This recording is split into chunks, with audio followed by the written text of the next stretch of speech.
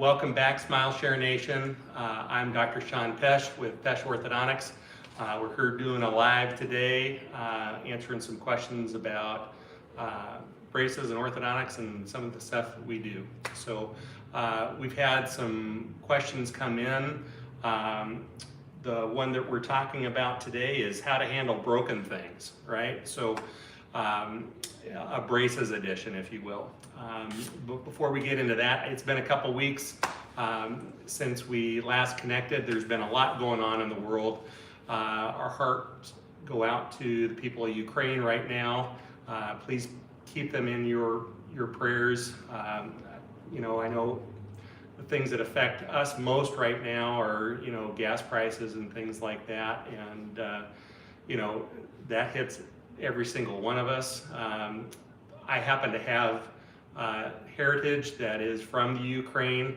I do not speak the language. I don't pretend to, but you know, we live in America, and we've got it's a society of blended nations and races and religions, and not to get political, but to send love out to people of Ukraine and those refugees that are out there.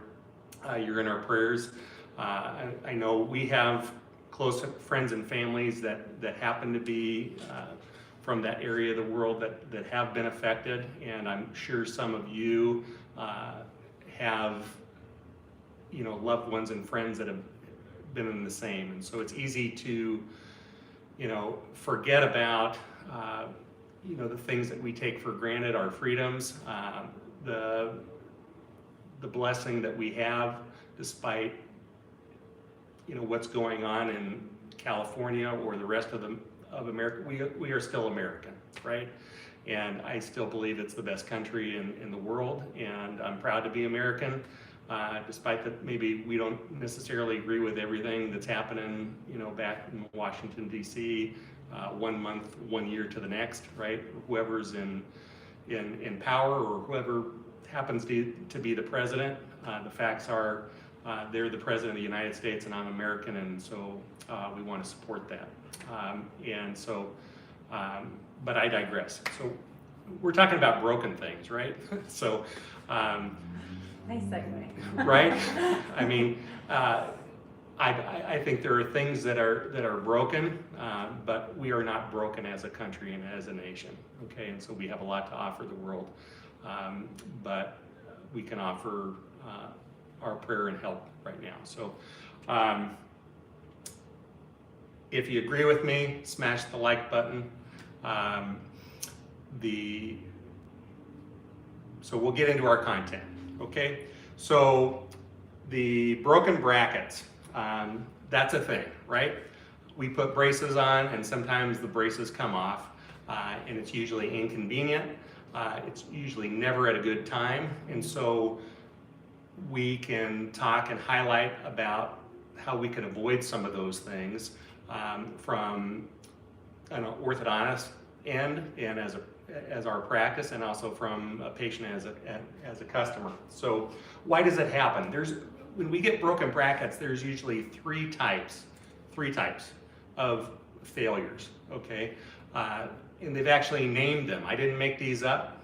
This is just how we refer to them in orthodontics and in dentistry. But there's three types of failures on broken brackets. And so the first one is when we have, you know, the players are, you've got a bracket, and then you've got a tooth, and you have the glue, okay?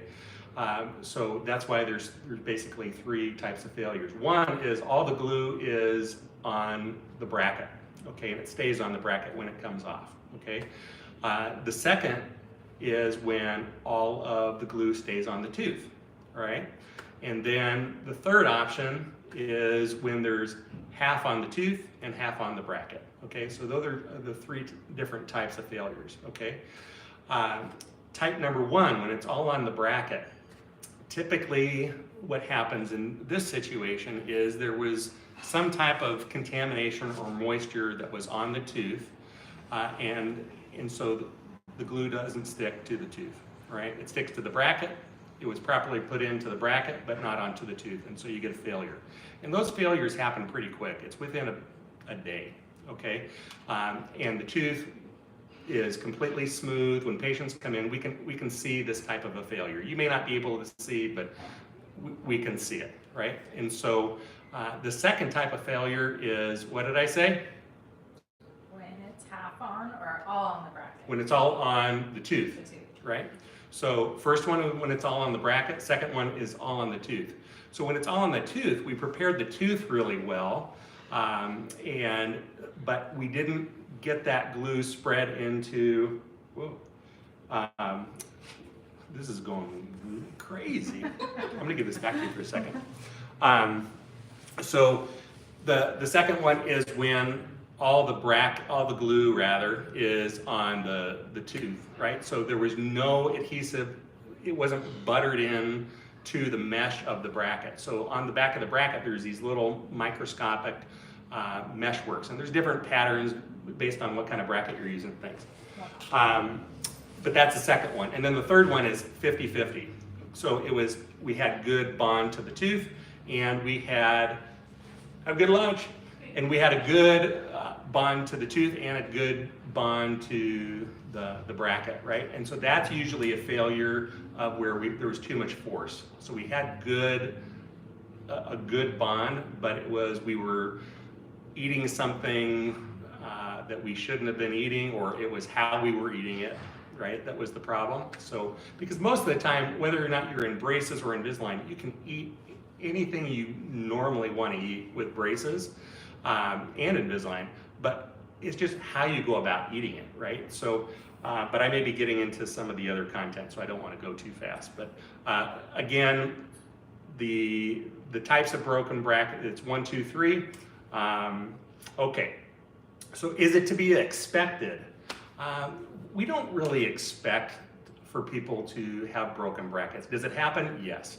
But really, if we have 20 brackets that we put on patients on average when they get their braces on, 10 on top, 10 on bottom, and we have 5 patients, that's 100 brackets.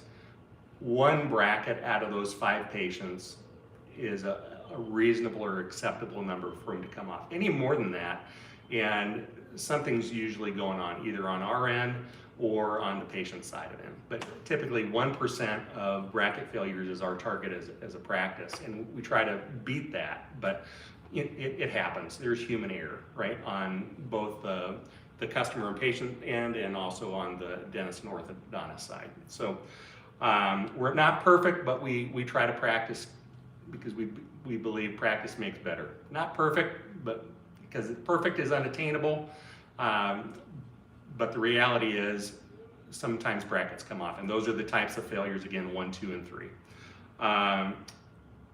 Next question is, how urgent is it that you get it fixed? And this is a great question because it's not all the same. It's not all apples to apples or oranges to oranges or apples to oranges, if that makes any sense.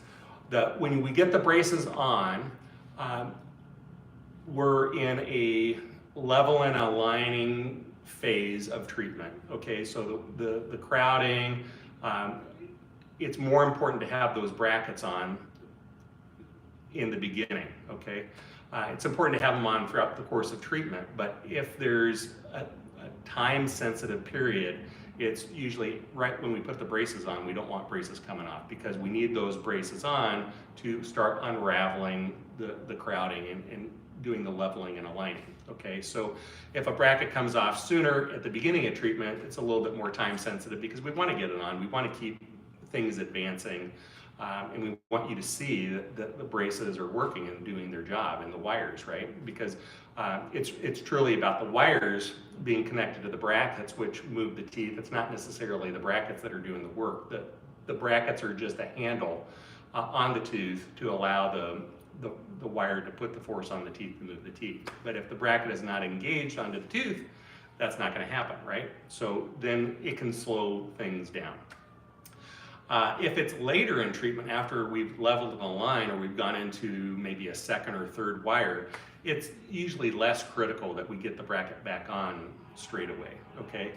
However, the caveat is if you're close to the end of treatment, and sometimes orthodontists use things like power chain or elastics to hold things together. And if that's happening and it's bringing the teeth together and you have a broken bracket that comes off right before you get your braces off, sometimes that space can close up in between those teeth and you get crowding at the least opportune time that you would choose to have it right before you get your braces off. So has that happened? Yes, it's happened. And it's usually not a comfortable conversation to have because patients understand it's like, well, my teeth aren't straight. They're not. They should be perfect now. I've had my braces on for a year and a half, and I'm getting ready to get my retainers. And so, if that happens, a broken bracket toward the end of treatment, that's another time. So at the beginning and at the end, it's more time sensitive. In the beginning, usually a broken bracket isn't going to delay your treatment. Okay. Question for you. When you say time sensitive, is Yes. that same day or is that like same week? What would you say is time sensitive? I would say same week. We try to get patients in those cases in the beginning or the end within a week, okay? I would say 7 to 10 days, right? Great question. However, if there's a bracket that's off and it's poking and there's pain or discomfort, which isn't usually the case, but we would get patients in that case same day, right? To remove the bracket, make somebody comfortable.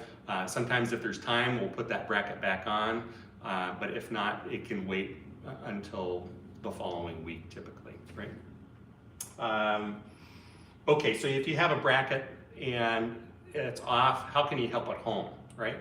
So easiest thing is to use orthodontic wax, right? Because typically when the bracket comes off, if it's not the last tooth, it's less time sensitive, okay? And it's usually less of a discomfort or an irritant if it's somewhere in between, okay? So if it's toward the front, usually it's more of a social issue. If it's on the back, it's usually not as big of an issue unless it's the last tooth and then you get a pokey wire because the last band or bracket came off, right? So typically if it's not the terminal or last tooth in the mouth and it's somewhere in between, you can use the orthodontic wax, and we'll be dropping some videos in the comments. You can see how we use the wax to take care of broken bracket and other pokey wire issues. But orthodontic wax is usually the easiest thing. With our self-tightening carrier SLX brackets, it's got a door. You don't have to usually worry about them coming off the wire. Same in the cases where you're doing traditional braces, as long as the color tie hasn't been fatigued, the brace is going to stay attached to the wire. It may spin a little bit, but if you put the wax on, it should stop it from spinning, and it usually is going to be fine for a few days until you're able to get into the office to either have the bracket removed or repaired. And I mentioned, next question was how to close the door. So Crystal, if you have, we do have a type it on. I don't know how well you guys are going to be able to see right now, but the same principle applies, and again, we'll put some links to the YouTube. But so on our brackets, they have, it's like a garage door spring, right? And so sometimes you may have a bracket, it catches on something and it will open. This happens infrequently, but it happens, okay? And so say you have, I'm gonna go over to our friends over here on YouTube. Can you see that okay? Yes. Am I in focus? Okay, so say the door is open. You can just take the back end of a pencil and eraser and just push that up, or with finger pressure, okay? So we'll do that again. Are we in focus over here? So say the door is open. I would turn it a little bit. Here we go. Mm-hmm. Okay, so the door is open. There's a closed one. Here's an open one. Again, just closing just like that. And then for our friends over here on Instagram, right? So we got, are we in focus? Yeah. Pretty close. So there's a closed door. Here's an open door. Here's an open door. And then you just use the back of a pencil eraser. Boom, just like that. Or you can use your finger, right? So that's an easy one if you have an open door. How we doing on time? We doing okay? You're good. You're at 12 minutes. Okay. thank you again, Smile Share Nation, for tuning in. Hopefully you guys are learning something. Hopefully this is valuable. The question is, what is normal versus excessive on the amount of breakage? Okay, and so we understand things happen. Usually 1 to 3 brackets is about the most anyone should ever break. Okay, and so we give people grace, and I know a lot of different orthodontics offices across the country do the same thing. Some offices charge for broken brackets after a certain point, some don't. That varies. It's not abnormal to have a charge for excessive amount of broken brackets. Typically, if something comes off and it's broken, you want to hold on to it, put it in a Ziploc baggie, and be sure to bring it into the office. If the bracket has not been damaged, it's possible to micro etch those brackets and reuse them, or some offices will put new brackets on entirely, right? So that's kind of what that is. We had some questions about pokey wires too, right? Yes. Okay, so pokey wire, after broken brackets, a common thing is having pokey wires. And I would say typically the pokey wire issue happens more in the beginning of treatment than it happens at the end of treatment, although it can happen at any time. A pokey wire, when we start with braces and we're putting really light flexible wires in, depending on what you eat, the wire can be deflected and slide around. So there's a thing called friction, and there's friction in between the wires and the braces. There's more friction, which tends to slow down tooth movement with the traditional braces, whereas the self-tightening or self-ligating braces, like the Carrier and the Damon style brackets, there's less friction. So the advantage with less friction is the teeth tend to move a little faster. The downside is the wires can slide more. So you may notice wires sliding more. That's if there aren't stops that are put into the wires. So a lot of times patients that are using the self-tightening brackets, you'll see these little crimp stops on the wire, and that prevents them from sliding too far one way or the other, okay? So that really helps. So you can be looking for those crimp stops on your brackets if you have self-tightening wires. If you don't, and you have regular traditional brackets, they can slide too. Again, crimp stops are used, okay? Or you can put a bend in the wire or something like that to prevent it from migrating one way or the other. When wires slide, oftentimes people will say, well, you can just clip it, and that can be a thing. We prefer not to, because you're gonna end up having to come back in anyway. Sometimes we can walk you through how to slide the wire back in yourself through our remote monitoring, or pictures or texts that are sent into the office. Sometimes you just can't get away from it, and so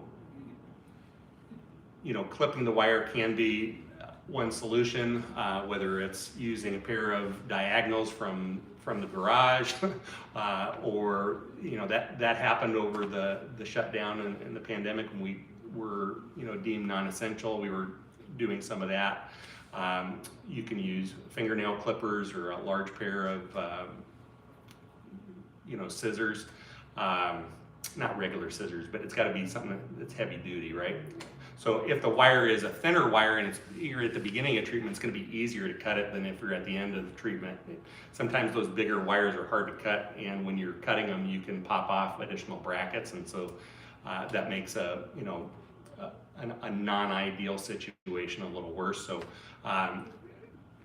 most often you're better communicating with your orthodontist. We encourage patients to always send in pictures when they're having trouble, whether it's through the remote app or through our main phone line, so we can get a better visual on what's going on and how to better direct you to try to save you a trip into the office if needed, or to make sure that we get you in that day or that week, however it may be. So again, why do we get pokey wires? It can be because the wires weren't trimmed, to the appropriate length when you walked out of the office. We always encourage patients to look and feel and touch, and all the assistants do that as a matter of routine to make sure we don't miss things. But we measure the wires to make sure that they're cut flush, that there's nothing hanging out the back, or if the wires need to be cinched or turned over so they don't come out. That's probably the best first line of defense, is to make sure that the wires are trimmed and you feel good before you walk out of the office. Sometimes it'll be, well, we got down to the car and I feel something. I'd rather have you guys come back up or back into the office to double check to make sure everything feels good and that you have wax. The other issue is just having, because the teeth are moving and there's a lot of leveling and aligning happening in the initial stages, the wire can start to creep out the back of the molar tubes, and that's just because the teeth are moving. So inevitably, sometimes in the more crowded a case is, and more unraveling crowding, that wire is going to slowly come out the back of the tube, and it can bug you. Usually it happens pretty slowly, and so you don't notice it. So that's always positive, but it happens. And then again, you have the wax, right? So how do you help out at home with pokey wires? Again, it's in Crystal, you have the wax. I think everybody's seen it. You can pick it up, but you can just show the camera for me. Do you want me to open it? Sure. You can give everybody a close-up of what that is. But orthodontic wax, you can get it at CVS, you can get it at Rite Aid, your favorite, drug store. You can get it on Amazon. We provide wax to all the patients. You just take a pea-sized shape, right? How was that? Was that good entertainment value? Yeah, it was. It's my entertainment. You got waxed! We don't care if you're waxed or not, but we want to make sure you're waxed. Okay, so with that, I'll open it up. You have any other questions, Crystal? Yes. When brackets keep coming off, is this going to make my treatment take longer? Okay, great question. I think we covered that a little bit. If you didn't hear the question, if your brackets are coming off, is it going to delay your treatment? And the answer to that question would be, Brittany, from what we shared earlier, depends, that's right. If it's at the beginning of treatment, what do you think? No. Wait, yes. It could. Yes. Yeah, it's good. Sorry. If it's at the middle of treatment and you got a broken bracket, is it going to usually delay your treatment? Probably not. Now, if it's a bracket that we're wearing rubber bands off of, we want that bracket to be on so the rubber bands are more effective.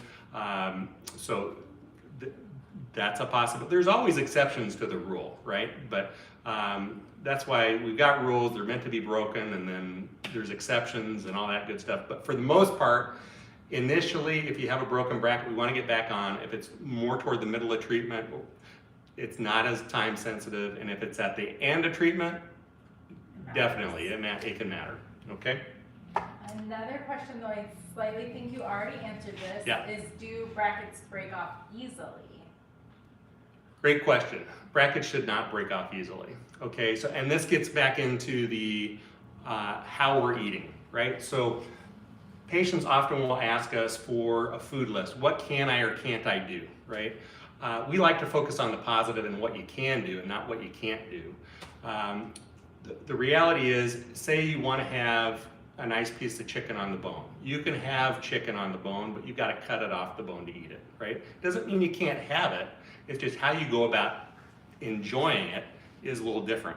So again, say you have something like, ribs, any meat on the bone, same conversation, you're gonna cut it off. If you go to grab something with your hand to put it in, you gotta think twice, okay? Because sometimes, like say it's an apple, you're not gonna bite into an apple. It could get caught on those braces and you could use excessive force pulling that apple off and you could dislodge a bracket, right? Or a wire. And so you can still have that apple, you just got to cut it up into bite-sized pieces.